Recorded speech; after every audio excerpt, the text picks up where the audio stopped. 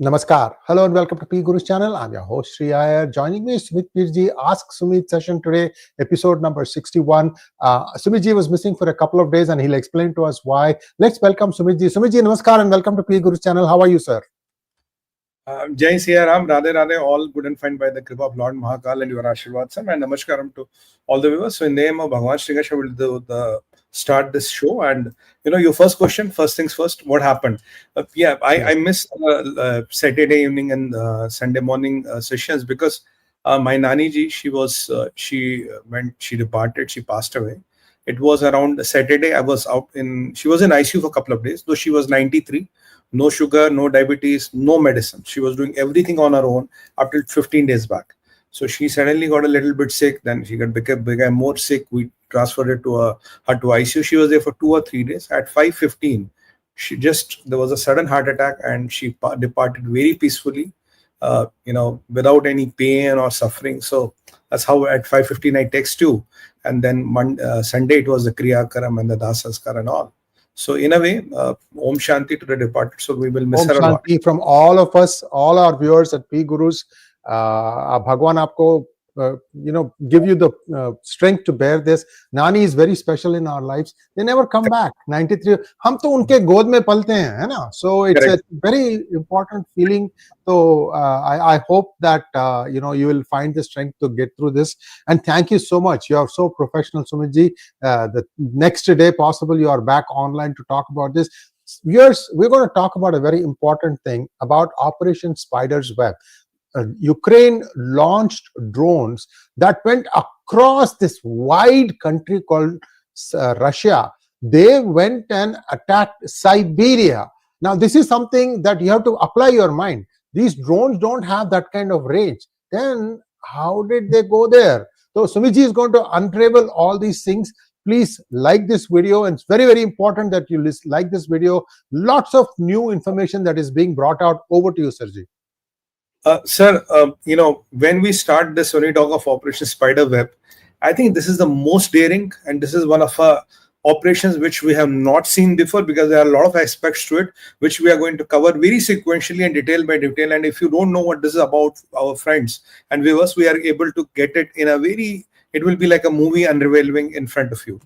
Look, Russia has these Tu-95, Tu-22s and Tu-22Ms. Now, these are long-range strategic bombers like America has B-4 bombers, and there are quite a few variants of them. And these Tu-22Ms are these hypersonic long-range strategic bombers. So Putin says and claims, I have 300 of them in total. That is the power of Russia's firepower, which can be used to deploy or drop nuclear weapons anywhere in the world. So they are the centerpiece of the Putin's arsenal. Now, usually they were kept very far away from the Ukrainian border, thinking that they might be attacked. Earlier also on 𝗶𝗙𝗚 channel, we have discussed how Ukrainians tried to reach an oil tank, reach a runway of such an airbase and destroyed them. But nothing great happened.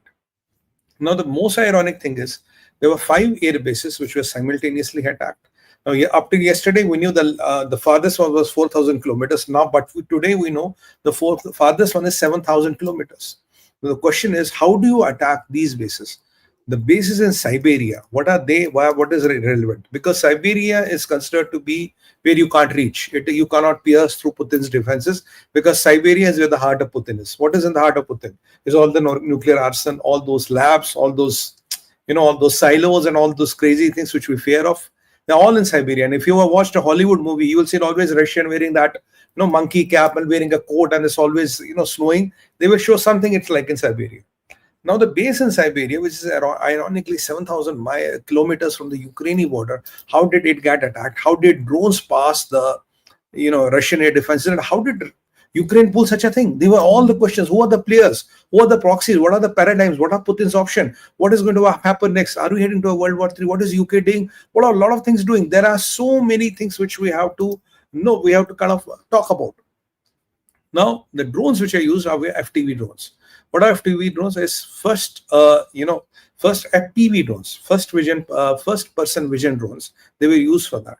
Now, how has it happened? Now, it happened simultaneously around 5 bases. Now, the first question which must be coming to your mind: how was it possible? How did drones come? What were S-500s or S-600s doing? What was Putin's fantastic air defense doing? The thing is that it did not come from Russia. What happened is that their drones were assembled or smuggled into Russia. They didn't come from Ukraine. They were kept in trucks, big container trucks. Now, big truck, they were kept in those wooden planks, and it was like a a bullet, and you load a mag into a machine. It was some kind of a mechanism like that, where it had a complete structure. The trucks came; they were just next to these bases, these big container trucks which Russians use. Suddenly, at one go, the upper lid of the container lid opens, it slides, and suddenly drones start coming up and hitting your. These FPV drones start hitting your these Tu-22s, Tu-95s, and the time to interception is 0. Distance 100, 200 meters by air. Time 2-3 minutes. Russia knew about this attack. Russia has acknowledged about the attack. Ukrainians have issued videos of all the major attacks. Ukraine claims 34% of Russia's aerial capacity is damaged. They claimed yesterday it was $2 billion, but today there are estimates of $7 to $9 billion worth of air power, that is the cost of these equipment is dismantled. Ukraine claims it took us 18 months to plan this operation. 18 months to plan this operation. It was not done right, Delano. Now, there was also thing that, reactive, well, that's what exactly we're talking to internal troops. And the biggest thing is, where the biggest attack happened, where the maximum damage happened, the base is next door to FSB. What is FSB? FSB is the Russian intelligence. So next to a Russian intelligence, a big regional headquarters, a truck comes, parks, suddenly the roof slides and tuck from the container roof slides, and drones are coming and hitting you. Now, the advantage of the FPV drone is it's like first person vision. It means like it's a drone with the eyes. So you can control it remotely, you can guide it right, left, and once it hits, other drones just follow it. You can exactly tell drone where to go. Traditional drones, once fired, you lose control. They can hit, they can go. But FPV drones, the specialty is it's a drone with eyes. You can exactly maneuver it right, left. Now, the vision what we have got, the actual footage what we have got on the social media is from these FPV drones only, which Ukraine captured before they hit, and they send it back. They relayed it back to the their people in Ukraine, and it was all over the internet, which they tweeted. Now, what is the problem? The problem is when you go and hit these air bases, which is where the heart of Putin is, which is where the red line of Putin is. The problem is not TU bombers or Tu-95. Even they claim 40 or 41. Even if it is 4 or 8 or 10, Russians have not come up with a number. Ukrainians are claiming 40, 41. But let's imagine, even if it is 10 of them, it's a substantial loss because your air power and your capacity is substantially dented. And the most important thing is it's not even about 4 billion or 10 or 15 billion. It's not about that. To build a new bomber like that, it takes time. We won't get it tomorrow. You can't shop it from the supermarket and get it. That's point number one. Point number two, the most important thing which all of us are missing in this whole clutter is, what is the message? The message is two things. If your strategic bombers can be targeted, why your strategic nukes can't be targeted? No question you will ask me, what is the relation? So when by relation kya hai? Relation is very simple. These strategic bombers are kept very near to where the nuclear arsenal is, because that is exactly where the arsenal gets loaded and that's where they take off. So today, if these strategic bombers can be targeted, the name of the operation is Operation Spiderweb. If Spiderweb can target strategic bombers, why not strategic arsenal? Why not silos? Why not nuclear, those storage facilities? And exactly, if you are able to even crack them on the periphery, your job is done.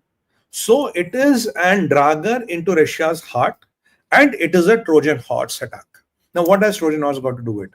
Look, from Ukraine, you could not fly in those drones, and Russian air defenses could see you and all. After last night, I was thinking that there's a concept in what I was thinking. How could that have been done if the drones were they were sent in from somewhere outside Russian territory, not necessarily from Ukraine. Now, in satellite technology, there are contours, right? They are the imaginary lines, so the power of the satellite is determined. Now, when contours overlap, there are called blind zones and blind slots. So usually every such satellite will have some blind zones, and there'll be blind slots. So you will know the blind zone is from here to another, blind slot is this. At that time and that zone, the satellite doesn't see anything. Let it be a spy satellite, let it be any satellite. And almost all satellites, LEO, MEO, GEO, whatever they're blind spots and blind zones. So my thought process was they used those blind spots and blind zones and came into and hit these Russian bases. But second thought which came to my mind, how could every satellite contour have a blind zone and blind support spot against 5 bases and they were hit simultaneously? Then this truck wala hypothesis came, and these trucks were used. So somebody within Russia compromised Russia. Ukrainian intelligence could infiltrate Russia. Now, who are these people? I have a theory around it, which I'm going to tell you in a while. Who are these people who possibly did it? And the attack on Russia, the deadliest attack on Russia, was launched from Russian soil. And what I was reading, so I was talking to some people, they were saying, I said, how did even the frequencies got through? Sri sir, this time frequencies were not used because Russian bases are very sensitive. They might catch something. They had an optical fiber link up to 18 or 20 kilometers. So somebody was they laid optical fiber, they connected to something, and there was somebody in a car 15, 20 kilometers away. Now, what he was doing, he triggered all them. And by the time Russians knew what had hit them, within 2, 3 or 5 minutes, it was all over. The damage has been done. The Ukrainians claimed victory, and the trucks are there. The drivers are there. They have been apprehended. It is a biggest security breach in Russia. Who did it? I have my set of theories, but I don't know that is right or wrong. It is exactly how the Troy was breached. Troy could not be breached. You could not break the walls, but you send a horse in. That's where the Trojan Horse comes in. So this truck is the modern day Trojan Horse, and we are literally looking at a nuclear age 3. I'll continue after Srisar makes the point. Sir. Yeah. Viewers, I just wanted to give you a complimenting thought. How espionage is done. I love this movie called Parmanu, John Abraham. See, what happens is, this is about the 1998 nuclear explosion that India carried out. The attention to detail is amazing. What happens at one point is, they know when the satellite goes over the place where they were doing this, that they need to keep things as if nothing is happening. So in their rush, one time, John Abraham parks one vehicle in an opposite direction to what the other vehicles around it are. I don't know if you know. Have you seen that movie? Yeah, I've seen it. Yes, sir.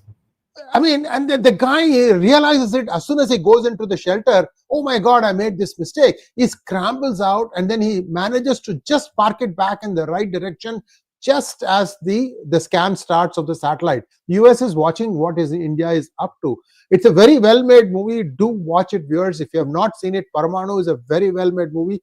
Bollywood does come out with some gems once in a while. Just wanted to give you an idea, because this is getting complicated warfare. And I have another question for you. I will ask you that question after you finish your thought, because I don't want to interrupt it. I just thought people should know there are so many good movies also. Over to you. Now, that blind spot and blind slot logic, that did not work because they were all attacked simultaneously. That might work for one base. Now, how did trucks come into Russia? How did they exactly carry out the operation next to the FSB? The Putin is shattered because he knows this is a dagger in the heart and somebody has compromised Russian interests, or Russian intelligence could not figure out. Now there's a new logic. Now today, $100 jet, $100 drone can destroy your $1 billion jet. This is a new truth which has come in. If your country can be breached. So that is why I always say that if countries are breached, if the securities are breached, the game is over. So that is what I always say, that you have to put your money on internal security. You can put everything on the periphery. But what if somebody does it inside? So possibility, the drones were assembled within Russia. They were transported within Russia. And when Zelensky says it took us 18 months. Now, what have Russians done? Russians came up, they said, yes, we were attacked. They are not disclosing how many aircrafts they have lost. They are not even saying what happened and what did not happen, but the attack has happened.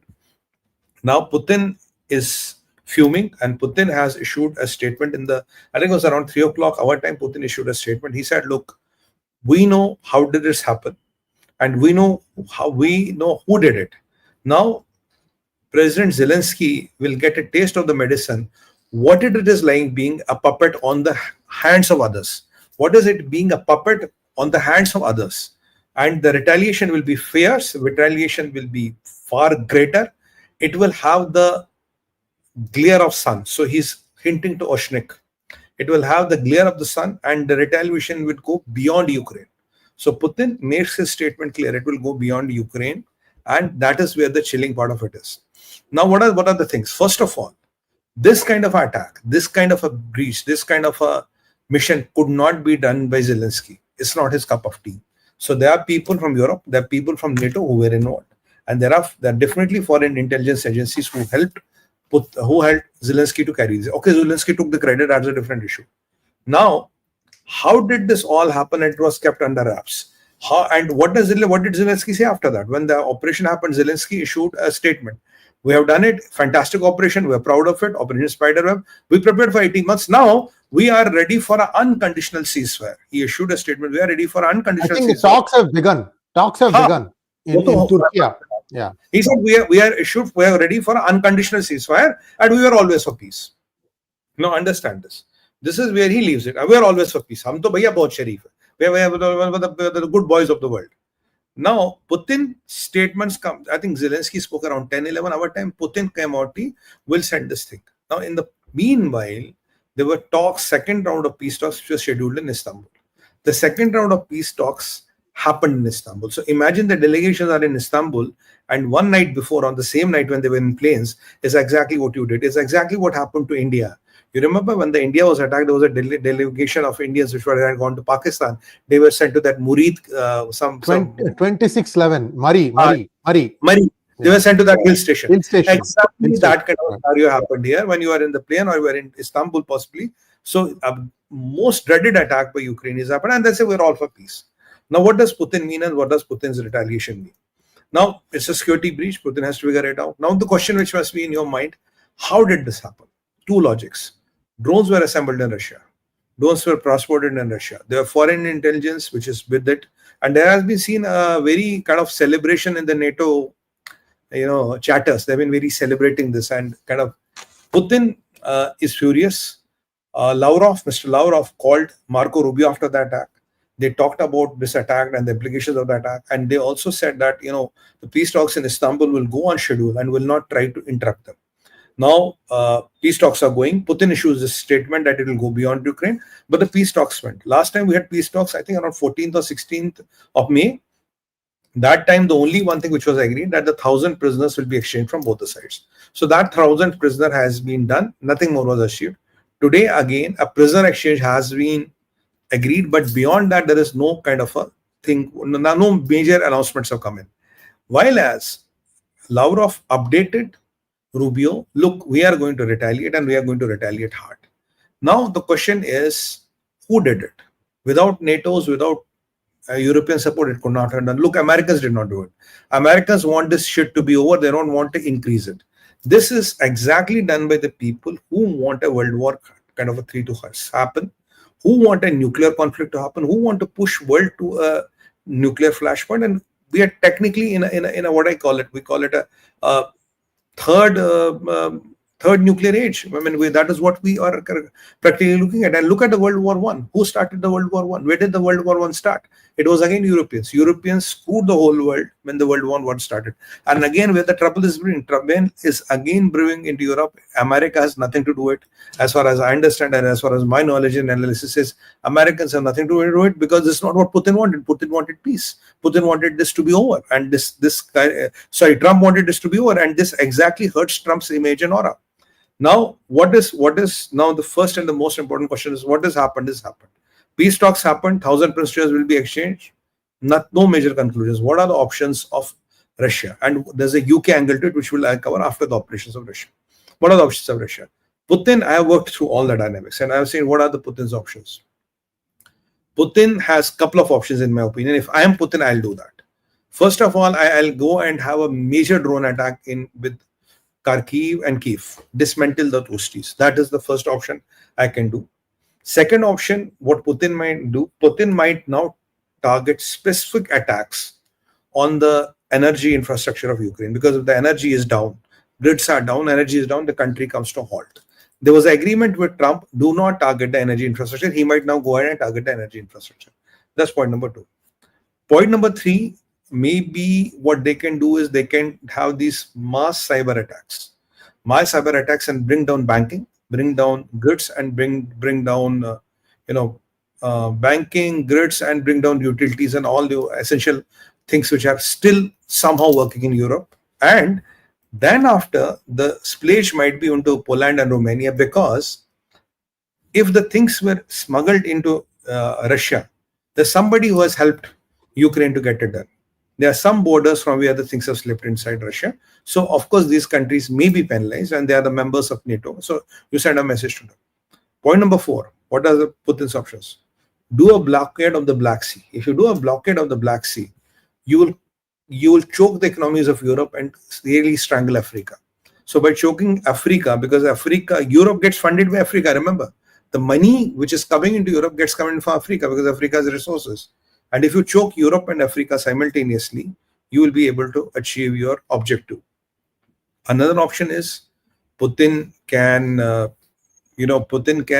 kind of now officially start dismantling chain of command. Chain of command is exactly what Israel does with Hamas. That is the chain of command. Identify the chain of command, systematically start dismantling the chain of command. That might be a very cost effective but a potent solution.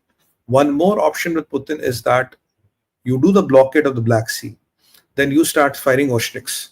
What Putin was mentioning about his speech today, or about his threat today, was 𝗥𝗘𝗙𝗘𝗦. Why?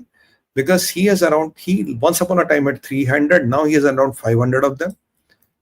Time to hit Brussels, the parliament of EU, 3 minutes.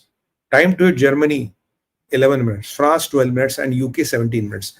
Mark 10, hypersonic, nothing can stop it. MIRV can carry conventional, can carry nuclear warheads, and carry low-yield nuclear warheads as well. So Putin said, I will, wherever they will fall, it will be the temperatures will be raised to that of a sun. So he's talking of some thermonuclear weapons or nuclear weapons, and he's saying the retaliation will go beyond Europe. Now, Putin also has those, what I call these torpedoes, which can cause a tsunami to come, which can cause those waves to go up around 10 meters or more, and that tsunamis can come. We have discussed those nuclear power torpedoes and the new funny weapons which Putin has made, so I'm not going to repeat that. So that is the option. And third thing would be, you kind of start attacking some of the European ports and the port cities with 𝗥𝗘𝗙𝗘𝗦, do a blockade and threaten with the nuclear one. So these are all the options which Putin has, which Putin will possibly exercise, and which Putin can possibly exercise as a matter of retaliation to that. Because today, let it be Americans, let it be Europeans, nobody can stop 𝗥𝗘𝗙𝗘𝗦. You cannot stop that missile. That's too slippery to be stopped. And he has demonstrated the capability before, and he repeated today. I have given you the Finland said they have to provide other life. Oh, Finland said that. Finland said to have provided yes. There was people. There were these peripheral states of NATO which were working with them. Now Russians know that. So I said, okay, I will send a very strong message, and this is how I'm going to kind of take all. And there's one more thing you can do if you want. There are a couple of submarine cables, and there are a couple of important pipelines, oil pipelines, which you can dismantle. And people forget one thing. Putin has an ace card, which nobody has in the world. Forget the dead man switch. I'm not even getting into that. Putin has an ace card, which nobody has. The name of the card is Kim Jong-un. North Korean Kim is exactly on his side. He can unleash the Kim. If he unleashes the Kim, he's a man with no demands, absolutely crazy, a country with nothing to lose, and he can dismantle everybody. So what will Putin do? If Putin handles Europe, all the NATO members within South Asia and all, you can use Putin. You can use, Kim. And Kim can threaten anybody in the world. He can threaten Donald Trump, no problem. He can threaten anybody. And Kim will even fly a couple of missiles up their skies. So he claims one of his latest missiles has a range of 18,000 miles. I don't know how far true, but let's imagine half of it. So Putin is a potent force which, Kim is a potent force which Putin has been kind of nurturing for this day, because he knows he can unleash Kim at any point of time. So these are all the options which Putin has under his command. I have listed 8 to 10 options which Putin can use. So he will be contemplating and thinking something around that. Now, when Srishar completes his point, then I'll come to the other aspects. Sir. 𝗝𝗍, I have a question for you. I was reading up on this, and one interesting observation somebody made was that Russia was relying on used car tires as a deflection method for drone attacks. That means it is believed in all these airfields where the drones hit, they had these used car tires, and these used car tires were supposed to have deflected the drones. Can you explain to us how a used car tire can deflect a drone? It's beyond my understanding. So No, I why think did they do that? the only thing they can do is that with used car tires, they could, create some kind of those structures which might look real. And if drones are sent, usually drones don't, if you don't send FPV drones, they're just directed objects. They will go, and maybe they are the dummies which were created and all. Used car tires, I can't get the logic. Even I have not heard anybody, how can they use? Possibly to make dummies. That is the only utility I can find of them. You can make dummies and you can try to deflect the drone. So that is a possibility which they could have done. Beyond that, sir, because I didn't read anywhere, about this used car tires and all. So this is a bit of a puzzle for me as well. I cannot find the logic. 𝗥𝗘𝗙𝗘𝗦 isme. So, I mean, coming back to the discussion. So now this is what has happened here. Now Putin has vowed retaliation. Nothing has come out, though Filan Hakan was kind of there as a possibility used to confuse AI targeting. Yeah, that's only you can use them as decoys. Beyond that, I don't think there is any use. There is, tires are made of this polymer called BrahMos. When you look at the chemical properties of BrahMos or the known properties of BrahMos, it's a very hardened in a way. Tires are not made of rubber. There's a polymer called BrahMos which they are made of. So I can't recollect anything in BrahMos which can be used to do whatever it's doing, or kind of protect the aircrafts. Otherwise, would have a lot of tires around aircrafts as well. But anyway, so that is what it is. Now Putin has listed his options. This is what the Putin's options are going to be. He has not disclosed them. Putin's retaliation is coming. Peace talks have not resulted something. And what is happening in Europe? Two important things to report in Europe. Germany is silent. Germany is not talking anything else. UK's defense minister, his name is Admiral Tony Radkin. He has spoken and he says that UK needs to prepare for a nuclear war. And what is UK going to do? I'm going to call up Uncle Sam, that is America, asking for F-35E, because I have around few hundred nuclear warheads.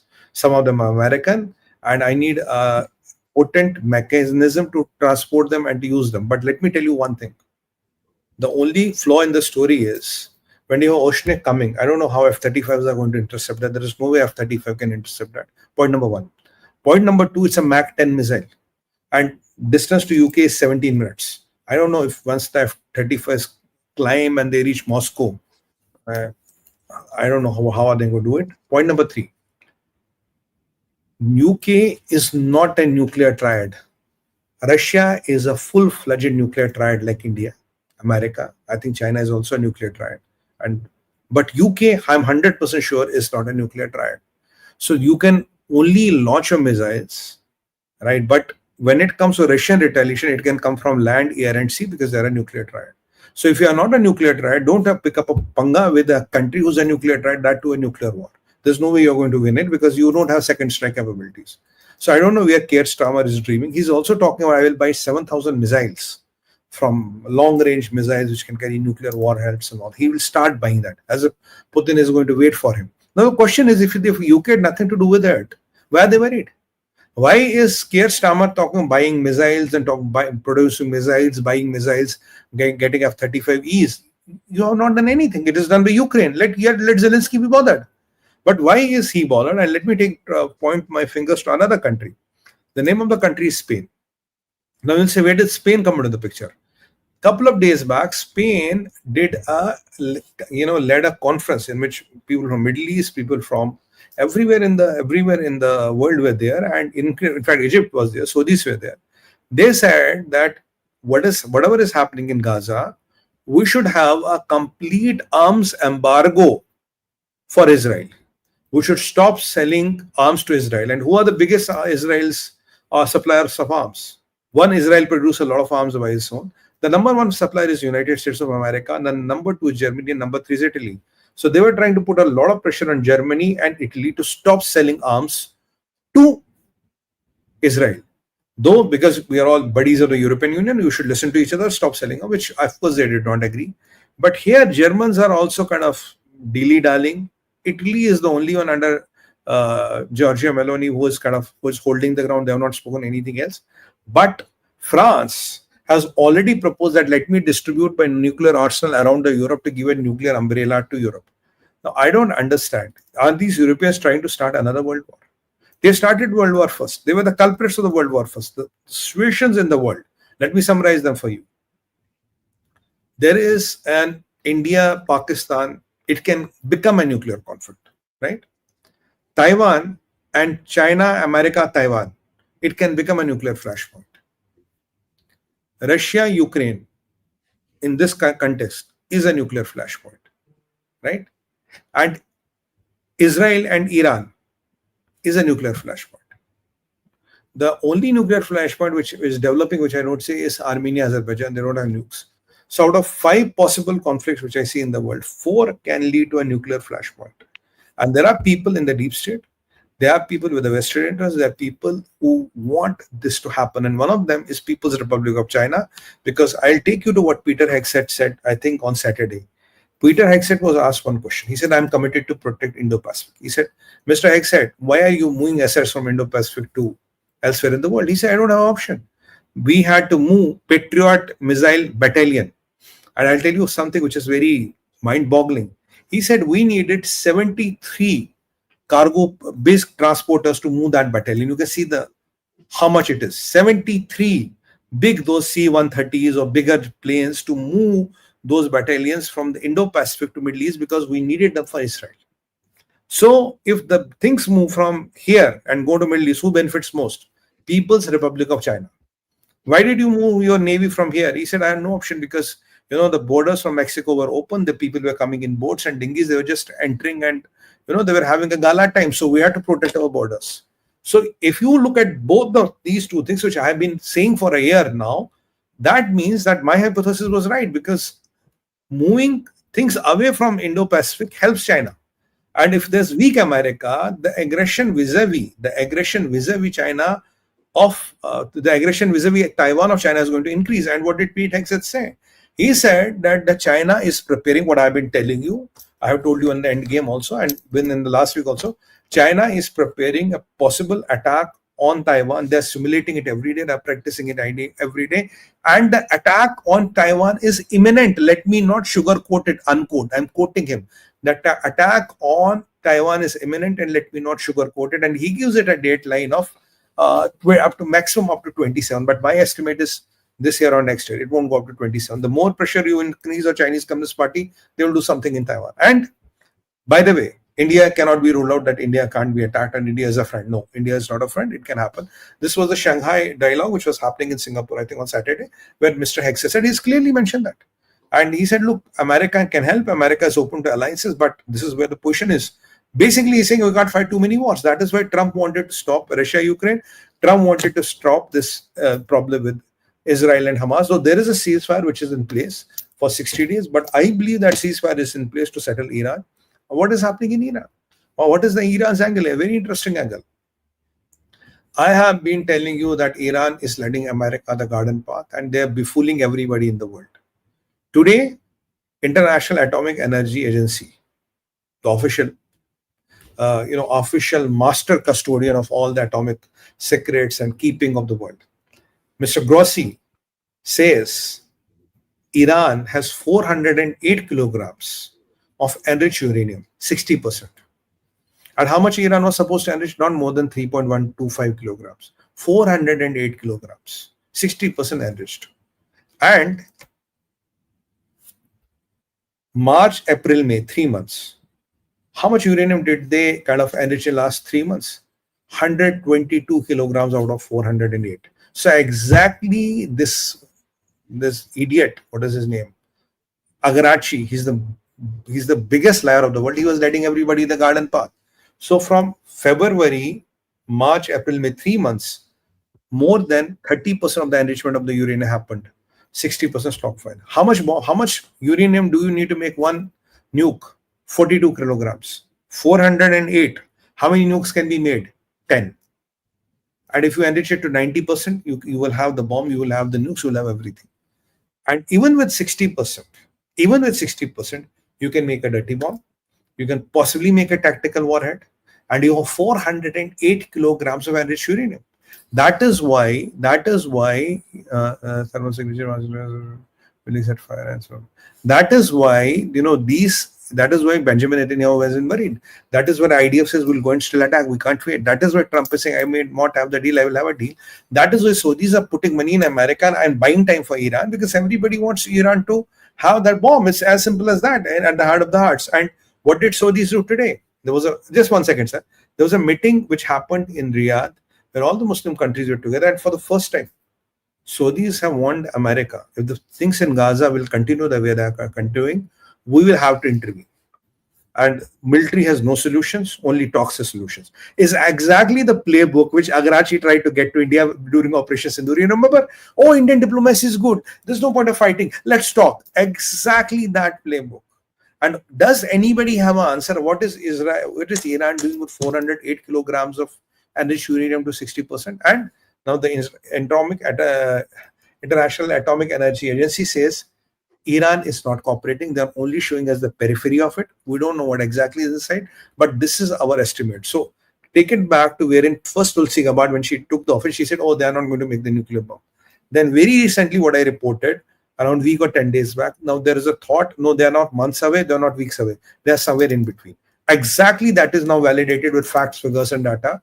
They are now weeks away, or a week away, 2 weeks, 3 weeks away from making a bomb or a tactical warhead or a deuterium they can make. So world is heading to a very turbulent times, and people in Europe and deep state and some vested interests are making sure there are major wars. And because remember, there's a big clan of rich people in the world which believe Earth cannot handle 8 billion people. You need a reset. You need a few billion people to go off. They thought COVID will do that. It did not. And then we'll have our Earth back, and our riches will be back, and our fiefdoms will be back. That's also thought, crazy thought, but that is the reality of the world. Over to you, sir. Thank you so much. Viewers, one of the things that everybody is thinking here is, Russia came back and said, oh, no such attack happened, that Ukraine is, dreaming and so on. Initially, there was none. Then a lot of stuff started appearing on social media. And my guess is they could not burn these tires or do any camouflage or obfuscation using tires because there was no time. If you look at the videos, viewers, you have to go to X and you can start seeing a lot of videos. You can, within 3 or 4 minutes, you'll get a lot of video. But you can see the drone honing in on each of the bomber or plane and just picking that one target. Chun chun kar mara hai. Chun chun kar mara hai. And so this is a complete surprise for Russia, I think. Remember, viewers, Ukrainians speak Russian. Many of them do, because it used to be part of USSR. In fact, you'll be surprised. You know what people talk mostly in Tajikistan? Russian. Tajikistan is bordering Afghanistan. Even in USSR, Kazakhstan. Anybody under the umbrella of USSR speaks fluent Russian. You can get by. If you know Russian, you can get by the entire area, Central Asia to all the way. Bilkul, absolutely right, sir. Even when I first landed in Kazakhstan, I was surprised. Kazakhstan, Uzbekistan, my first trip, they all spoke Russian. And what you could do is, I'll tell you something. When I started going out, I could not talk to anybody, and then there were a lot of security. I can write a book around and my adventures there. But then I got a calculator. You know what? You flag a car. You say there. She says something. Now what do? You show this calculator. She will write 410. You say 350. So you need a calculator in your pocket all the time to negotiate. You cannot, because you don't understand. That's how you. So I learned to carry a big calculator to negotiate. I'll tell you one very interesting incident. And I wanted to have water. I was always getting the sparkling water. So I wanted to have this. I said, okay, water, voda. I said, voda. They will give me sparkling water. So after 1 or 2 days, I was pissed off. I want to have my normal water. Yeah? I'm not used to this. Then somebody could find somebody, say, how to translate? Say, voda. I say, then he said, voda bisgaze. I still remember. And I said, voda bisgaze. Okay, take it. So that's how I could get my water after 2 days. But you're right, sir, they all speak Russian. And the point I was trying to tell viewers, what is my theory to it? Who did it? Look, there have been 3 major attacks which have happened in Russia. 2 in around the capital, where 160, another had some 120 or some people dead. And this is the biggest attack. There is one compromise which FSB will never talk about. which Russians will not out of it, because they have a very uneasy relationship, 𝗥𝗘𝗙𝗘𝗦, that with Chechnya. Putin has been trying to use Chechenians against Ukrainians, but Chechenians are taking full advantage of this. History will hold me right one day. You will see all these 3 attacks. This attack and the first 2 mass murders which were done. They will have a Chechenian hand in it. And one of them was done by Uzbek. One of the Uzbek guy was leading that mass carnage. And you know where the Uzbek guy is, sir? He's in Pakistan now. Pakistan maybe. So, have it, say it. You Russians, brothers, you may not admit it, but I know the only one who can screw you inside Russia is Chechens. And because you are trying to pally with them, you are trying to use them against Ukrainians, and Putin has been trying to be very friendly to Chechens and their brand of Islam. But unfortunately, it's like you will get the grease on your hands. That is what it is. It always comes at a cost. So my theory is, whoever did it, there's a Chechenian hand in all the 3 massacres which are handled in Russia. 2 mass killings and this attack. Someday, somewhere, it will be revealed that there were Chechenians who were involved in this and who enabled this, because getting inside Russia and working inside Russia is impossible. You can't. And there will be a country, a NATO country, who was used to smuggle these things into Russia, which is bordering Russia. You can imagine how many countries are there. Now, one of that country will pay a heavy price. The attack will be also on that country. It will not be only on Zelensky's Ukraine.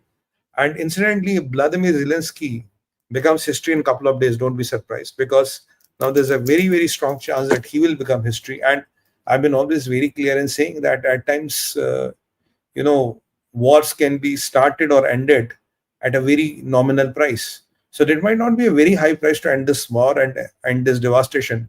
And if I take you back to the latest press conference where Elon Musk and Trump were talking, I don't know, Trump said, I'm quoting President Trump, he said, every week, 5,000 people are getting killed in Ukraine. Sir, 5,000 are getting killed every week. I'm quoting Trump. It's not my number. This number has come from Donald John Trump. He says 5,000 5,000 people are getting every week in Ukraine. Now, Ukraine went for the final assault. They don't have any much left. America has to stop supplies to the Ukraine. Europe is bracing for a nuclear winter. And there are nuclear flashpoints which are increasing in the world, which I told you. And with all those things happening, we don't know where the world is heading to. And if the good sense doesn't prevail, and people like Zelensky are not controlled, and people like 𝗘𝗙𝗘𝗦 are not controlled, who have possibly sold their soul to the devil, and because of his power coming from Islamists and those left loonies, that is why he's behaving in a very erratic way. Even Macron has started behaving in a very, though he got you have seen the video. Thappad laga tha bhi. So, by the way, Trump was asked about this. What about the slap Macron got? He said, make sure the door is never opened. So that's how you counter it. Make sure the door is not open. But Macron's support base, again, is making him do crazy things. Macron, on record, has said in June, he will go to United Nations and he will recognize the state of Palestine, which Israel has warned him, and it says that it will be a big treason against the Jewish community. So things are going crazy, sir. And there's a lot of people, there's a deep state. And Trump has come, Modi has come, right? You might have weakened deep state, but deep state is not dead. Deep state is not over. Deep state is not finished. The people, Obamas, Clintons, their clans, they are still working. There are still a lot of forces which are working and trying to burn this earth for their all vested reasons and all. Because what Zelensky did is crazy. What I hope and pray what Putin does is not equally crazy or is not more crazy, because this was a given red line of Putin. Don't touch here. As he has been always saying that don't touch the Arctic Circle. That is my exclusive area of influence. Go and spread your NATO wherever you want to do. Yahan mat aana. But again, NATO breached the red line, and we are having this war. Again, he very clearly said, President Zelensky will get now a taste of the medicine, what it is like to being a puppet of the other people. So he knows there are people who have got it done.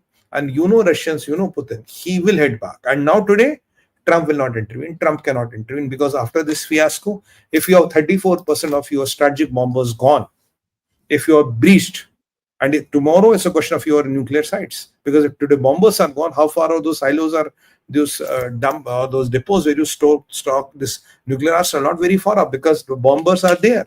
This is a testimony to the fact that nuclear reactors are somewhere very near to the bombers. That's why they are there. So it is a great breach. Let's see how the world reacts, and let's see how the world handles this. And let's see, can Europe handle Oshnik or not?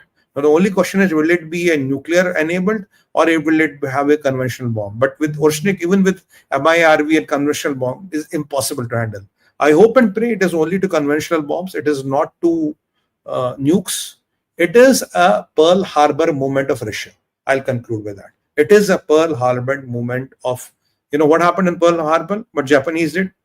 Is exactly that what you have done to Putin. So let's hope is Truman in Putin or Putin is Putin without Truman. That only time can tell. I rest my thought. Thank you so much, Sumit-ji. You opened my mouth. There are many rumors doing the rounds. No justification, no proof. Okay, rumors doing the rounds that Macron's wife is actually a man. This has been doing the round for some time. Yesterday, I was I was listening to a YouTube podcast where somebody observed that Macron's wife is actually Macron's father, explaining why the thappad happened. You understand? and somebody told me that even today, Macron's son is older than Macron by some big number of years, and the wife is quite older and whatever. The son, abhi jo beta hai, that is older than Macron because it's not his biological son, it's from their earlier husband or whatever. A lot of intrigue around this guy's family. Lot of things. I like Trump's reply. Bola, what should be done? Can I make sure the door is closed?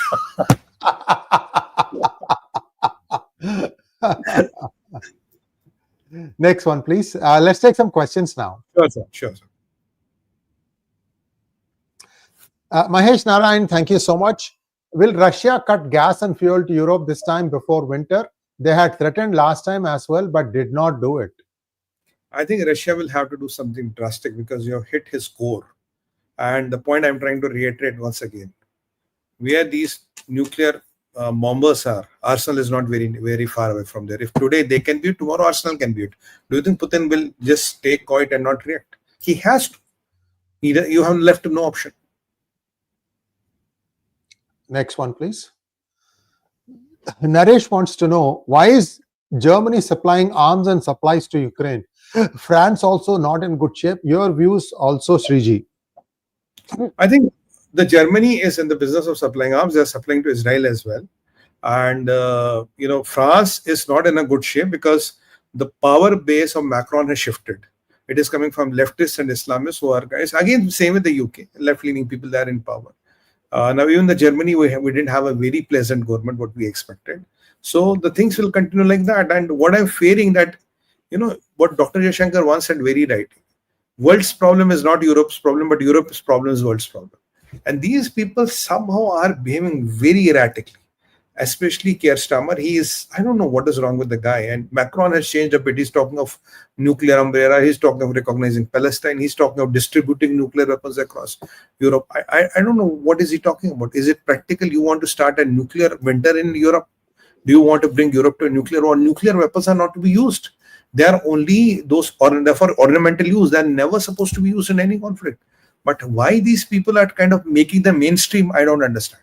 And while you blame always India and Pakistan for a nuclear conflict, while as we have not even reached there. But you are talking of now we need F-35A because we want to have our nukes who can be delivered onto Russia. It's crazy. Thank you so much, Sumit-ji. Viewers, many of you have been commenting about the vibhuti I'm wearing. I've been doing experimentation. I was doing single, and I'm also doing tripund, and I also have one for baby version, like youngsters still about 10, 12, because their foreheads are smaller. So we are close to launching this product. We are going to not be able to make any money on this.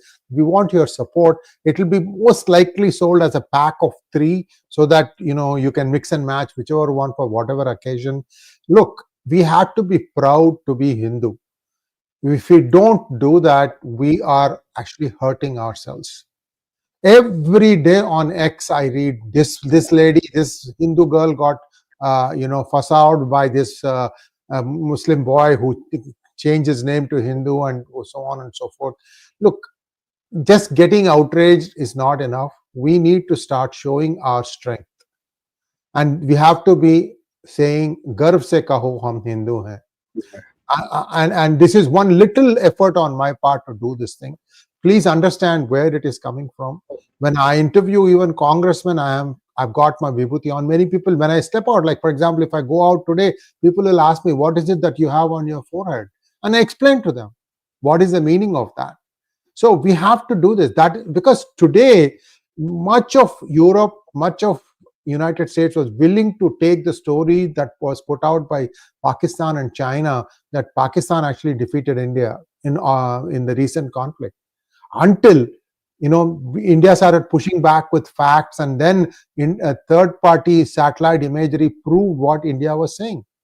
So you are up against it. There is a fairly, they look at India has now become a threat. Okay, and a threat in the sense that technically, whether it is defense or satellite or computers, many of these things India is able to do hold its own. It might not be the top of the line. Neither is China. Don't get things that, oh, China can defeat the world in AI. It's not. They have some small brilliances here and there, but they can be taken down. Point I'm trying to make is, first we need to feel pride that we are Sanatanis, because Sanatana Dharma is the only dharma that can guide the world. After all these wars are over, people are going to look for spirituality. You'll have one leg missing, one arm missing, and you are not useful for any work. What are you going to do? You're not dead yet. So I'm sorry to say this, because that's what will happen when wars start raging. Anyway, let's go to the next question. I have one single line to add here. There's one thing which Bharat has taught to the world. Three things: Neta, Niti or Niyati. If you have a very strong and honest Neta who is not up for sale, if you have strong Nitis, that is policies, you can change the Niyati. That is the destiny. We have demonstrated that to the world. So that rise of Bharat, like a phoenix from ashes, from fragile 5 to this state, is a thought a lot of people cannot fathom. They can't live with this thought. So what do? They kind of do all these things right and left, and there is one country who is benefiting from all these wars: People's Republic of China.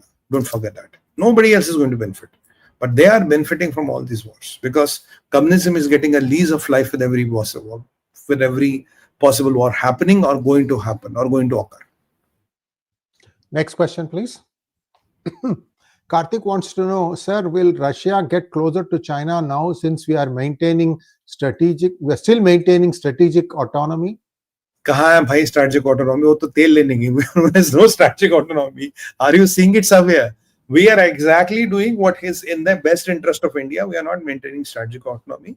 We are doing what is in the best interest of India, and I've been appealing on P Guru channel. I want to make a solid appeal today. I want to really good. Thanks for asking this question. I've been appealing on P Guru channel. Russians are looking forward to us to come out and help them, back them, support them. Israel is looking forward for Bharat to come cleanly and help support, back karo, complete. And with it, I want to appeal to Prime Minister Modi for one thing.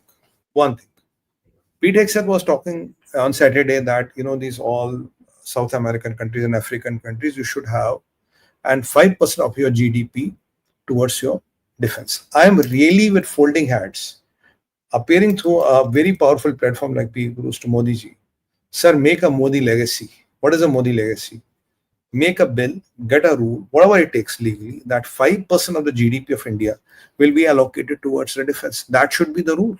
And it doesn't matter, tomorrow you are there, somebody else is there, somebody else comes into power. This should be a given. 5% of the GDP will go towards the defense. Yes. I mean, let's say today we are at 4 trillion. That means around $200 billion. You can put 160 towards the external defense, 40 towards the internal security. You can divide it like that. Let's say today we are tomorrow we are, let's say 10 trillion, 5 trillion. Then it becomes 250. You can put 200 here and 50 here. Whatever division you want to do, you can even allocate that. Unless and until Bharat now officially designates and declares 5% of the GDP has to be given to the defense, come what may, whichever sarkar comes and goes, people can come and go, Pradhan Mantris can come and go, but this legacy can be made. Modi ji can make this legacy. 5% by default will go to defense, and this will be the division 80-20, 75-25 internal security, external security, because what happened in Russia today is also signals of weak internal security. If the Russians has as good internal security as they had the external security, this kind of ruckus, this kind of attack, this kind of a Pearl Harbor could not have happened. Americans had Pearl Harbor when the Japanese came in, those hundreds and hundreds of planes and did Pearl Harbor. That is an attack. But what happened was a breach. What happened was a Trojan Horse attack, was a treachery. So unless until you're strong, internal governments, internal security, these can happen anywhere. Let's draw our conclusions from this Operation Spider Web and make ourselves, really strong. Next question, please. Subramaniam Guru, thank you so much. Sengol hasn't been delivered. I think we have already responded to you. We have given you a number. Subramaniam ji, please connect with that. Vijay Kumar Srivastav wants to know, do you think Ukraine is going to become another Vietnam? Heard Ukraine drone damage 40% air bases. 34% of the aerial assets which Ukraine is claiming, sir. But I doubt that. But even if it is 10 or 15%, even it's 10 or 15, half of that, or one third is a substantial damage. Even 10% is a substantial damage. Putin clarified today, say you are claiming you have kind of destroyed my 41, these long range bombers. I have 300, which is true. Russia has around 300.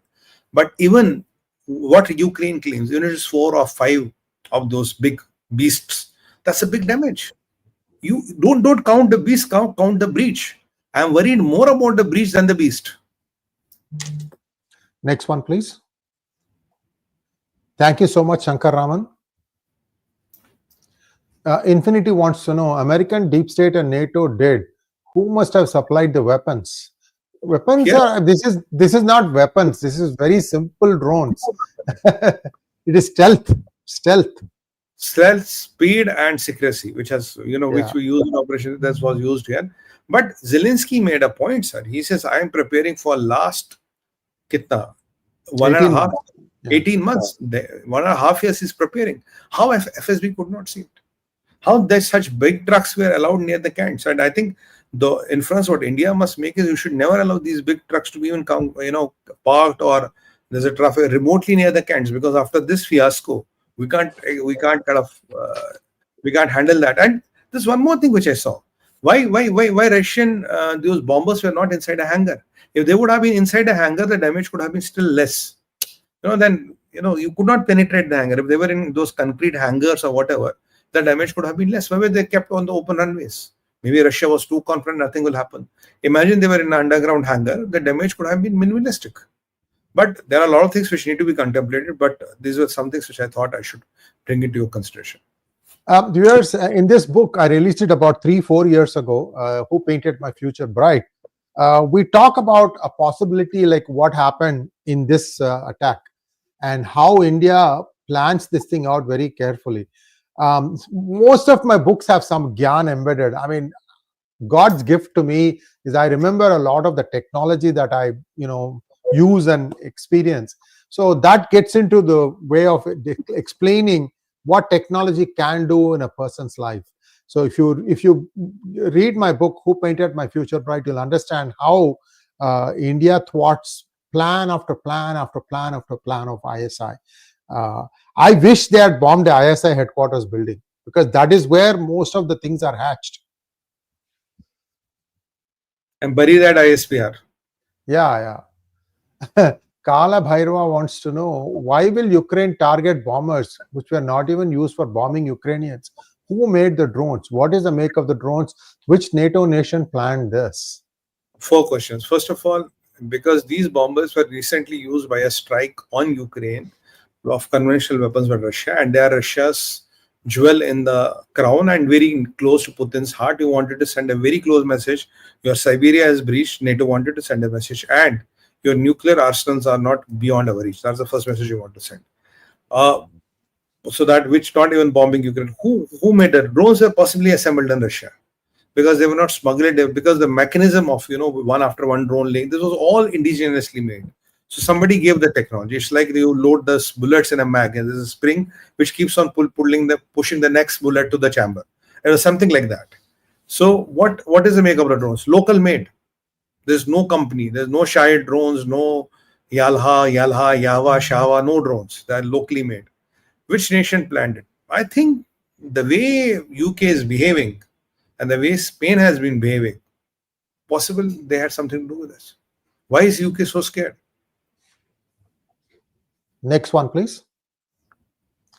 Vishnu Gopi wants to know, Sumit sir, why Russia not using BrahMos in Ukraine war? There are a lot of vital options. They have Kinjal, there are a lot of things, but it's the question of how much of damage you want to cause. Because at the end of the day, when if you destroy more, you have to also build more. Because Putin notes you have to build more, and where will that money come from? It will be hundreds of billions of dollars. And wars push economies into doldrums. They can really, small war is not bad for economy, but long sustained wars are very, very bad for the economy. So Ukraine is a devastated country. What a beautiful country it was. I have been there once. Now, and rice bowl of the world. They have really, this Zelensky has really screwed that country up. Sorry. Shashi Bhushan wants to know how India is prepared for this type of surprise attacks. India has simulated a lot of things. India has a lot of preparations. A lot of drone manufacturing is within in India. And let me tell you another thing. Now, during Operation Sindoor, we tested a lot of equipment. Not to destroy Pakistan, but a real-time war life testing we did of a lot of equipment, because you don't get into war too many times. So even a lot of equipment got tested, and some people were telling me after next 5-7 years, we don't need any test beds. We've got enough data to kind of check equipment and see how it behaves. So wartime testing is the ultimate testing. That is where the Chinese arsenal failed. The Chinese arsenal failed in all the wartime testing. So before the war, they were brilliant. They were the top of the world. But when you put them in a real life war, they all fail. And all our equipments prove their mettle in the war. That is the difference. Manoj wants to know, if you observe carefully, sir, during the middle of second term of BJP, news came that DRDO, ISRO is not able to meet deadlines set by armed forces. But cut to the scene now, 𝗥𝗘𝗙𝗘𝗦 was used. I think DRDO is a fantastic organization. I have been always maintaining, sir, for last 2 years. I've been on P-Guru channel. DRDO, DRDL, they are all fantastic organizations. So there's nothing to be done. Yes, you can have expectations. There can be delays. There are delays in any project. But, ISRO, DRDO, DRDL, DL, BEL, CIL, and all those fantastic, HAL, and Bharat Dynamics, all those fantastic organizations. What your arms and ammunition is today is because of them. A lot of contributions have been given by them.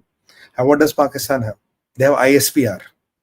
So you have technology, they have propaganda. That is the difference. So we chose technology over propaganda, and they chose propaganda over technology. That is the difference between ISPR and us. That is why we are ahead of the game, and we always will be ahead of the game. So that is my answer to it. And yes, there will be some delays because the changes, the requirements have increased. The threat perceptions has increased. The geopolitics has changed. Like drones have become very, very important. Now, $100 drone could destroy a multi-million-dollar machine, what we have seen in Russia now. So this changes the dynamics again. So when the dynamics change, the pressures change, the projects change, everything changes. But 𝗥𝗘𝗙𝗘𝗦 proved one thing, that we were always ahead of the game. We knew what was going to come, because if we did not know what was going to come, how could have we made a system like that? We knew what it was going to come. So it was not a surprise what Pakistanis and China and Turkey and Azerbaijan thought. No, it is not a surprise. In fact, I'm highly recommending we should give BrahMos to Armenia now. We should sell BrahMos to Armenia now to screw this Azerbaijan. Mahesh Narayan, thank you so much. Russia may retaliate, but they need to admit that their defense and intelligence have been abysmal. Who parks 40 nuclear bombers in the open like that? No, the 40 are totals. There are 5 bases which are attacked. You can say every has 7-8 bombers. The 40 is not in one base. It is across 5 bases. The nearest base is around 1,000 kilometers from Ukrainian border, and the farthest base is 7,000 kilometers from Ukrainian border. Yes, what I already said, they should not have been in the open. They should be in underground hangars or reinforced hangars. What was the logic of that? Where Russia's too sure nothing will happen. And this attack on the Mace base in Siberia happened very next to the FSB regional headquarters. So something drastically has gone. It is an intrusion. It is a Trojan Horse attack. It's a breach of the internal security of Russia. It is not an attack. If they would be attacked if they would have been attacked, their air defenses were good enough to neutralize that.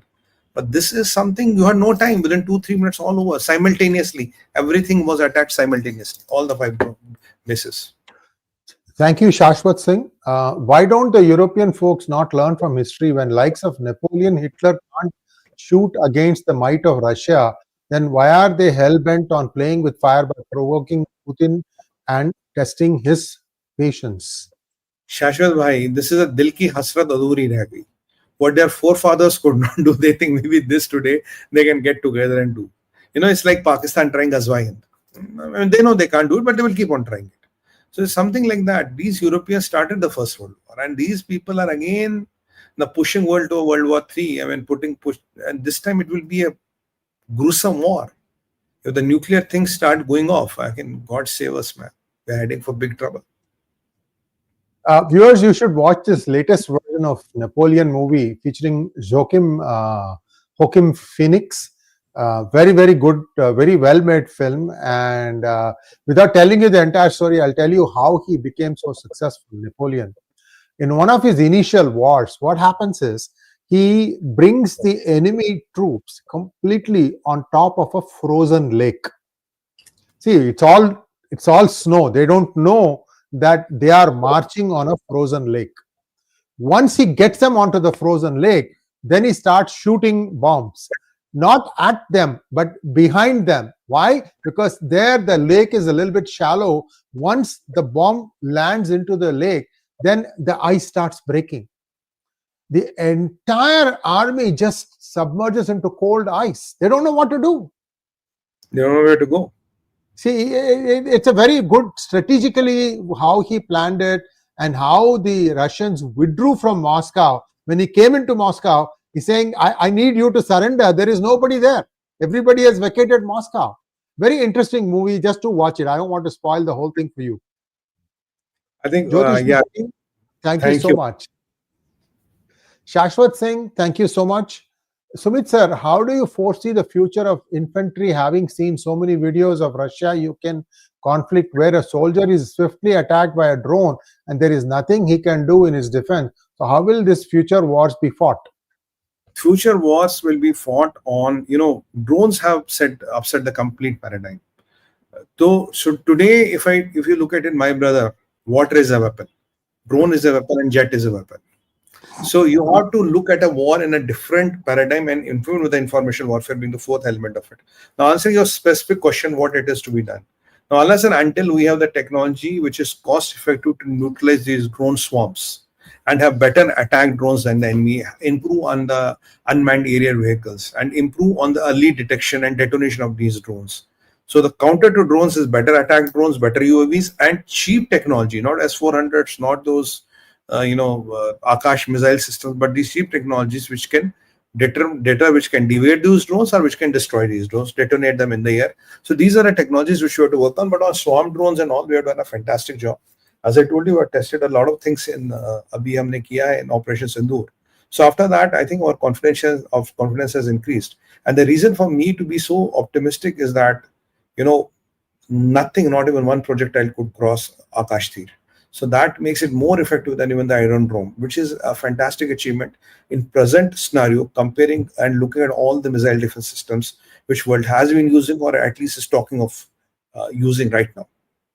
Naresh Nilakantan wants to know, will the Wagner army be called back to Russia, or already they are there? Your views? I think they are still in Africa. They are there. They are a mercenary force. Part of Russia. Russia ka extended arm. They do all the kind of jobs. But they had problem with that. 𝗥𝗘𝗙𝗘𝗦, what was his name? I forget. 𝗥𝗘𝗙𝗘𝗦, yeah. He was taken out on a flight. Right. Problems with that because he wanted to overthrow Putin and all. Otherwise, they have been their good buddies. And where do they get the guys? All the Russian prisoners which are on a death row and are about to be kind of executed and all, they go and join that army. So the people who join that army come from the Russian prisons. So there is a good joint venture which is working between them. And they do all the work for Russia. And if they live, they are free. If they die, you have to die anyway. So even you might get some money in lieu of that. That is what the deal is. One more request. This is Bangladesh with Om written in Bengali on it. And even yesterday, there was a temple, Kali temple, that was destroyed. So this is continuing to happen. And one of the reasons why I was wearing Tripund was to remember that at the end of the day, I am a Sanatani and I can take up Ashtra Shastra also. Kali Mata is not going to forgive you. One of the things also people need to remember, before 1905, Muslims used to also do Pitru Tarpan. Today, even Hindus are not doing it. It's very, very sad. One day in a month, you can't remember one Amavas day, what your forefathers did for us. One day in a month for 15-20 minutes. One jap you have to say 108 times. So easy. And once a year, you have Tarpan. Why can't we do that? So anyway, so what I'm trying to say is, viewers, the mindset has to change, and it has to change rapidly. I don't know what's going to happen in Bangladesh, because again, things are heating up. They are talking days before Yunus is going to be completely ousted and military will take over. We don't know. Military also has problems. Once military takes over, they get power, then they also start tasting it. That's also a bad thing. India has that good balance where the politicians are the ones who are in power, not the military. Military has its role well defined. I think that's what Bangladesh should also be doing. Let's wait and see how this goes. Thank you so much, Sumitji. Let's take the Ashirwad of Mahadev now. I have to request everybody, please like this video. Please like this video. You have to share it on your WhatsApp. You have to promise me that. And you have to also subscribe to our channel. Push those subscribe all so that you get notifications for all the videos. That is very important. On that note, and with that hope in my heart and mind, you are going to help us. Bharat Mata ki jai, Vande Mataram. Om Namah Parvati Pataya. Har Har Har Mahadev.